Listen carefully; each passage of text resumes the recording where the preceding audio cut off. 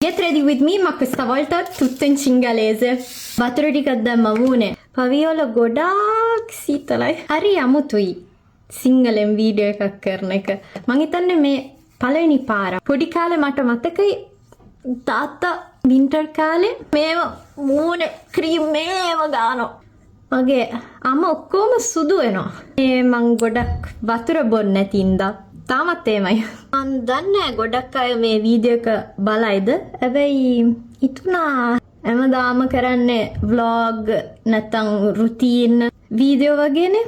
එකපාරක් සිංහලෙන් එකක් කරන එක වෙනසකටත් එක්ක කතා කරන්න විතරයි පුළුවන්. ලියන්න කියවන්න දන්නේ නැහැ. අම්මයි තාත්තයි එක්ක ගෙදර කතා කරන ටික තමයි මේ. ඉගෙන ගත්තේ ඔක්කොම මේ ඉතාලිය. මං ඉස්සෙල්ලා ඉගෙන ගත්තේ භාෂාවල්. විශ්වවිද්‍යාලේ මාකටිං කෙරුවේ. මට ලංකාවේ කෑම කන්න ගොඩක් ආසයි. හැබැයි උයන්න දන්නේ නැහැ. අම්මා පොඩි කාලේ උගන්වන්න ඇදුවා. මට ඉගෙන ගන්න උනන්දුවක් තිබ්බේ නැහැ. ඉතින් අම්මා ඉන්නෝනේ කෑම හදන්න. දැන් මම පවියෝල ඉන්නේ. අම්මා මිලානෝ. දැන් ඉතින් ඉගෙන ගන්න අමාරුයි. හැබැයි ගෙදර ගියාම අම්මයි තාත්තයි අම්මෙන්ට ගියාම අම්මා ඔක්කොම ලෑස්ති කරලා තියනවා දවස් 2-3කට කන්න. Alla prossima!